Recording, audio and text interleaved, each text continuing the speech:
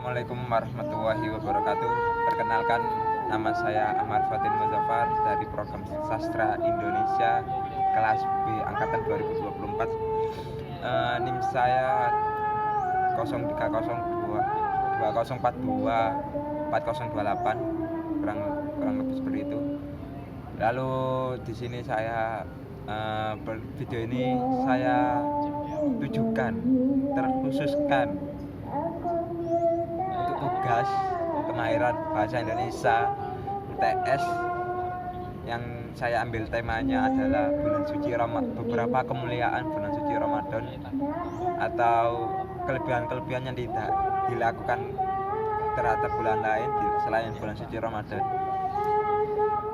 Yang pertama-tama terima kasih kepada dosen pengampu Bapak Guntur dan kawan-kawan seperjuangan. Semoga kalian sehat semuanya dan selalu berkah hidupnya, lancar terus rezekinya. Oke, langsung aja kita ke pembahasan. Yang pertama adalah bulan Ramadan adalah bulan yang biasa kita dengar adalah bulan yang penuh berkah. Mengapa? Itu adalah pertanyaan pertama. Mengapa kok bulan Ramadan kok adalah bulan yang penuh berkah?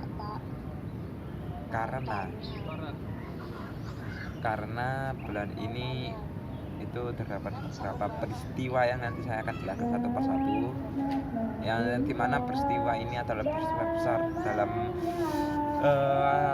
agama Islam, terutama dalam agama Islam. Dalam sejarah juga dicatat sebagai salah satu fenomena besar, seperti halnya kalau di sekarang adalah gunung meletus atau tsunami, bencana-bencana besar. Itu adalah salah satu fenomena yang tidak terjadi secara terus-menerus, kecuali dalam beberapa sebab atau memang akibat dari ini yang tidak perlu saya jelaskan karena itu melenceng dari pembahasan. Yang kedua adalah bulan Ramadan. Itu menurut saya adalah bulan yang bulan khatam Quran kalau istilahnya, bulan yang kalau menamatkan itu mungkin kurang pas, menyelesaikan Al-Quran dari juz 1 hingga juz 30 secara spontan setiap hari selalu dibaca. Meskipun itu sudah khatam, itu akan selalu diulang. Mengapa? Karena di dalam bulan suci Ramadan, yang saya kembali ke pembahasan awal, beberapa tragedi itu diantaranya adalah nuzulul Quran atau turunnya Al-Quran ke bumi. Karena Al-Quran itu diturunkan beberapa tahap, akhirnya disampaikan kepada Nabi Muhammad yang sekarang yang menjadi wahyu beliau, dan sekarang kita menjadi salah satu penikmat membaca. Salah satu, menurut saya adalah salah satu mukjizat yang nyata, yang memang secara bukti itu kita bisa membacanya. Yang pertama itu yang kedua bisa menikmatinya, bisa mengkaji setiap ayat dalam Al-Quran, dan kita berpikir mengapa kok kita seperti ini, apa landasan teori awalnya, dari mana. Itu mungkin kita bisa ambil dari sumber Al-Quran. Lalu yang kedua kita bisa ambil sumber itu dari hadis, dan kalau kita itu bisa juga mengambil dari kitab-kitab landasan pemikiran yang sudah dilandaskan oleh para ulama terdahulu. Seperti kalau di Indonesia kita kan mengikuti 4 madhab. Yang pertama madhab Maliki, madhab Hanafi, Hambali, Syafi'i. Itu adalah 4 madhab yang terkenal di Nusantara, dan khususnya di Indonesia. Dan yang ketiga itu saya akan membahas tentang puasanya. Kan di Ramadan kan kita diwajibkan, tidak lagi disunahkan, itu berpuasa terkhusus untuk seluruh kaum laki-laki. Itu puasa 30 hari diwajibkan, seperti halnya wajibnya sholat. 5 waktu yang harus dilakukan secara konsisten.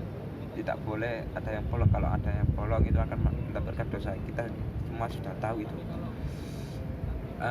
Puasa itu menurut saya bukan hanya menahan hawa nafsu atau menahan lapar dan minum, bukan.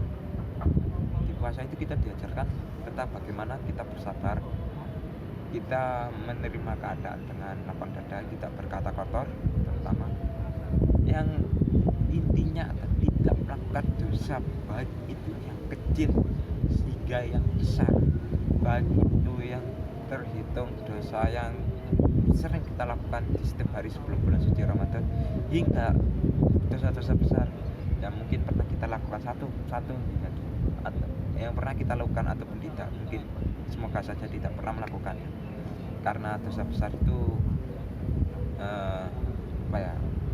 bukannya Allah itu tidak maha ampun, bukan. Saya akan menolak teori itu.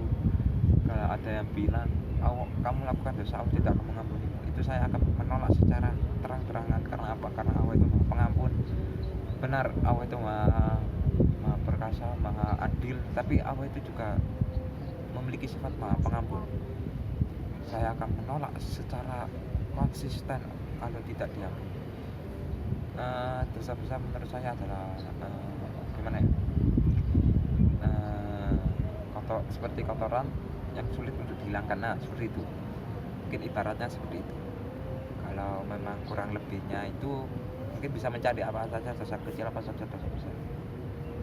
Mungkin dari situ saja keterangan saya. Kalau memang pengen lebih mengerti lebih dalam, itu kita itu bisa mencari di YouTube ya, dari ulama-ulama yang sudah ada. Mungkin cukup sekian dari saya, kurang lebihnya mohon maaf. Wassalamualaikum warahmatullahi wabarakatuh.